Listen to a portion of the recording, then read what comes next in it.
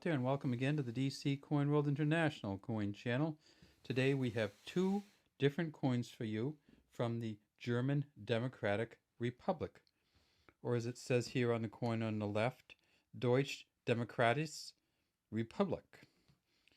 This is a 1949 on this side, and this side, when we look at the front, it does not say. And so we will just flip this one over so you can see it. And then you can see it is a 10 Pfennig coin from 1979. So let's turn them both over to the back, and we'll see that we have two 10 Pfennig coins, one from 1949 we already saw on the reverse, and this one from 1979. This one we see it says Deutschland 10 Pfennig with a plus here, a plus here. And this one we see an oak leaf 10 Pfennig, and it says 1979. These coins are both aluminum coins, and that's one of the things that you'll see with the coins from the German Democratic Republic is they're often made of less expensive material, and these are incredibly light coins. They weigh 1.5 grams and are 21 millimeters in diameter. So it's a little bit bigger than, say, a US dime, but it weighs much less. So it's kind of a funny feel to the coin. It just feels really, really light. The engraver on these coins was, they just kind of jumped, huh? The engraver on these coins was Franz Paul Kritschker. He did the 1949 coin, and Rudy Hogner did the later coin, this one which went from 1963 to 1990. Now, when we look at the edge of these coins, we see they both have a smooth edge. And these coins, one of the things that people try to ask sometimes is, well, what were they worth? I mean, say in comparison to a Federal Republic of Germany 10 Pfennig, or to a U.S. dollar, or to a Federal Republic of Germany Deutschmark, they weren't worth anything. These were not exchangeable. The communist East Germany money was not exchangeable in any way, shape, or fashion for Western currencies. That's from West Germany, anywhere west, and it wasn't of much value in Russia or any of the Eastern, what we call the Eastern Bloc countries either. So this was pretty much only going to be good in Germany. Now, could you trade a bunch of these for a U.S. dollar or a Federal Republic of Germany Deutschmark? Yeah, you could, on kind of an underground market. But if you got caught holding foreign currency, you could be in an awful lot of trouble. So let's take a look at these coins and see what they have on them, that's anything that signifies. Now remember that it wasn't until 1948 that the German Democratic Republic released its own currency. Now, it was, of course, in a sense, still occupied by Russia. And Russia controlled many things in the German Democratic Republic. But this was before the wall was built, so there was no, well, it was right around when the wall was built, but it was not possible at this point in time to go back and forth between the two Germanys, and this is when the separation of the Germanys really started.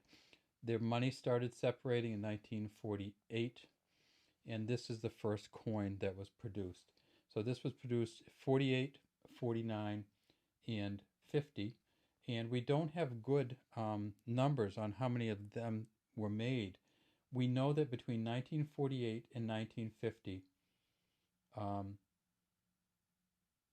for the A mint mark, and that's this one here, see the A underneath, there were about 216.5 million made. So essentially what happens is they start over with a whole new currency, and they have to have enough money for everybody. So in the first year, they just printed a bunch. And In the second year, they printed a bunch, but they didn't really keep track of it. In the third year, 1950, they printed a bunch and did not keep track of them very well, except that they knew how many they'd produced over the 3 years total, and that was 216.5 million. These coins are worth between 25 and 50 cents.